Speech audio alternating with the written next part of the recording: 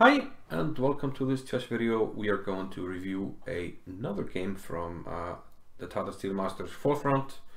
I am FIDE Master Ingvar Johannesson, or as I'm called on my channel, Sibit.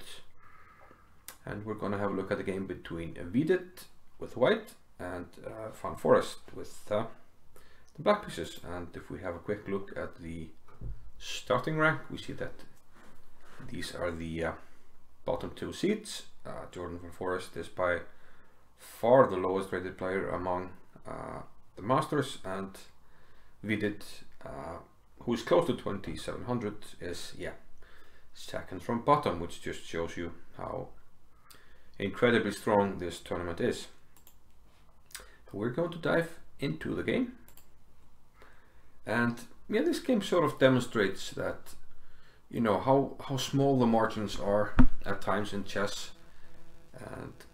and the problems that we face at lower levels, they're also prevalent at the top levels. But let's go on to the game. We have d4 by Vidit, knight f6, c4 and e6, and knight to f3. And this invites either the Queen's Indian with b6, the Boko Indian with bishop to b4, or as played in the game, d5. So now white can go for sort of the main line of the Queen's Gambit declined, play knight c3, or go for the Catalan as Vidit did here with pawn to g3. This is called the Catalan, and Foreest accepts. Catalan accepted, d takes c4, bishop to g2, and now a sharp line here with c5, immediately challenging the center. White castles, knight c6, and here Vidit took on c5. There's also a line here where white can play queen a4, black takes. I think bishop d7 is probably the best move, but there's an interesting line here if black takes, knight takes, queen takes, bishop takes c6. Now we don't want to take because of queen takes and the rook hangs, so bishop d7 and rook d1. This is actually a queen sacrifice, this line, where black gets a rook, a minor piece, and at the moment a pawn for the queen. But they didn't go down this line, d takes c5, and this allows a queen trade, which Foreest accepts. Bishop takes c5, knight b to d2, so white wants to regain the pawn. And what's happening here? White wants to regain the pawn, and of course we don't want to allow white to just take on c4 and have a nice pawn structure, so we give up the pawn on our own terms, and we play c3. Note that you can't really hang on to the pawn with knight a5 because I just play knight e5 and we have two knights attacking here, so that's not really an option. But c3 was played in the game, a very logical move, and now white has to split open his pawn structure on the queen side. The Dutchman castles, knight b3 by the Indian, bishop e7, and now c4, pushing the pawn, okay, controlling the d5 square, taking it away from the knight, and also opening up a potential diagonal for the bishop, which goes to b2 immediately. Now we're threatening to take the knight and then the bishop, so the bishop is protected, rook after d8. And this has all been played before, actually plenty of times. Knight after d4, rook a to c8, knight to b5. Here b6 was played, and knight into d6. Here Foreest gave up the bishop pair.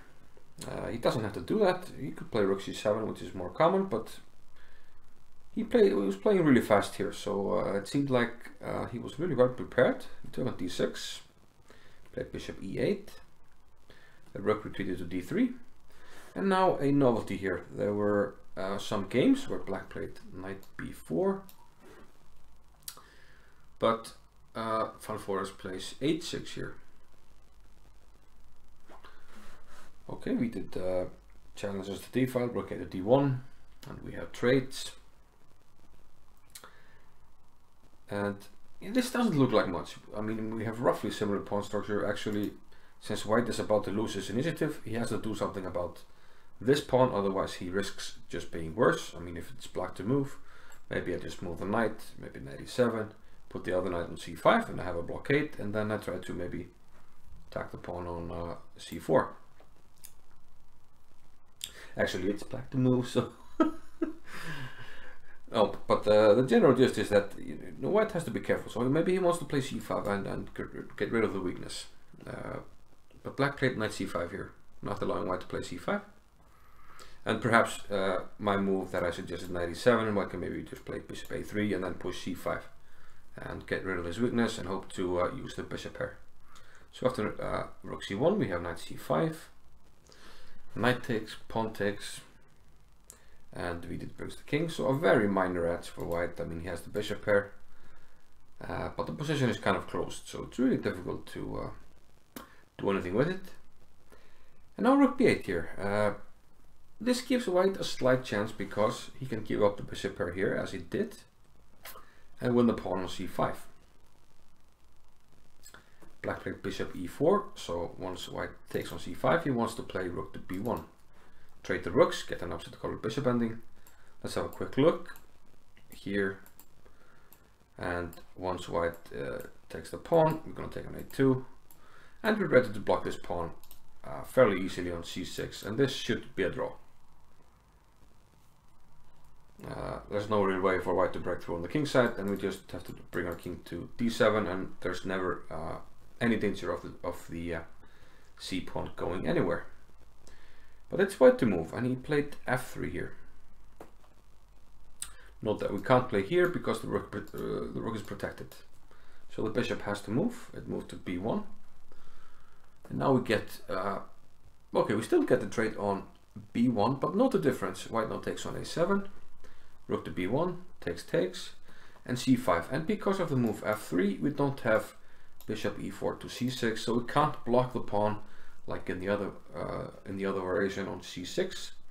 So the pawn gets to advance all the way to c7, and there it can become dangerous, mostly as a way to deflect the black pieces from the king side. So the king comes over, king f8, bishop to b8, king to e7, and bishop d6 check. This forces the king to go to e8, because otherwise I'll play bishop here and get a pawn. Now c6, king to d8.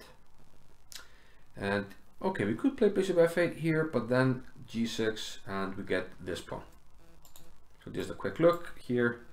And now we can just play here, you take, and now I'm in time to pick up the pawn. And black should hold here rather easily.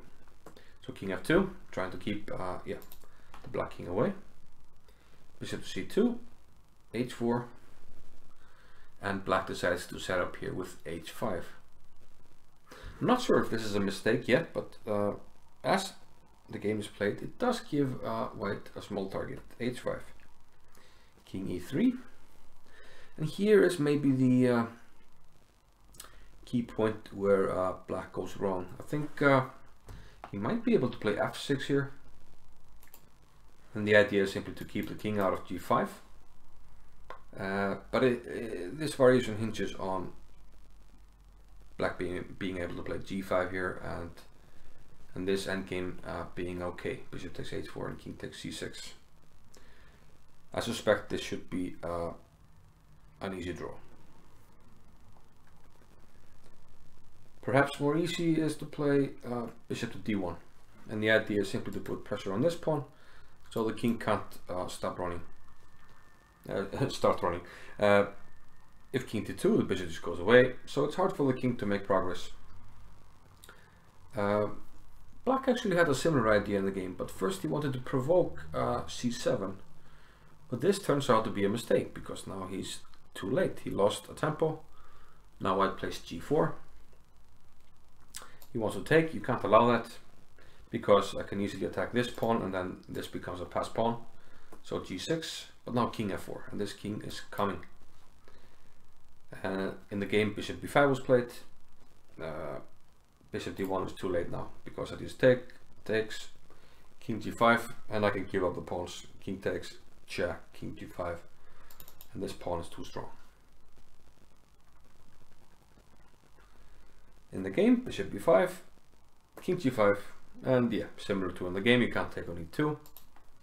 He tried bishop to a6, which of course attacks the bishop, but I do have time for taking. If you take the bishop, I simply queen the pawn. So he takes the pawn, and now the bishop retreats. And yeah, similar to any other line, you're just too late here. Black didn't take on f3 because yeah, we already saw that the h pawn just runs in that line. Instead, he tried f6. But it's too little, too late. King g6, e5. Okay, trying to block the white bishop from defending c7, but we get 2 pawns now. And this one with check, very important. And now f4. And yeah, I mean, opposite color bishop endgames, they have a large drawing tendency. And if the king were closer here, let's say on g8, then yeah, maybe it should be a draw. But here we can simply block the king out, and after king e8, bishop d6. Simply blocking the king, bishop h5, king g5, bishop f7, and h5. Bishop g8 was played, and now king f6, blocking the king from entering on f7. And there's no defense, we're ready to go here and simply push the pawn. And that's all she wrote. So yeah, both players were on an even score heading into this round, but now, no, actually Van Foreest only had 1 out of 3, excuse me, but now Vidit is on +1, and he is in joint 2nd place. Nepomniachtchi is still leading, but Vidit is in a group of 4 players with 2.5 out of 4, so sitting pretty at the moment, having already played Magnus, so looks like he might do better than his starting rank in this tournament, but of course a long way to go still. If you haven't, hit the subscribe button down there, and another video, and I'll see you in the next one. Bye bye.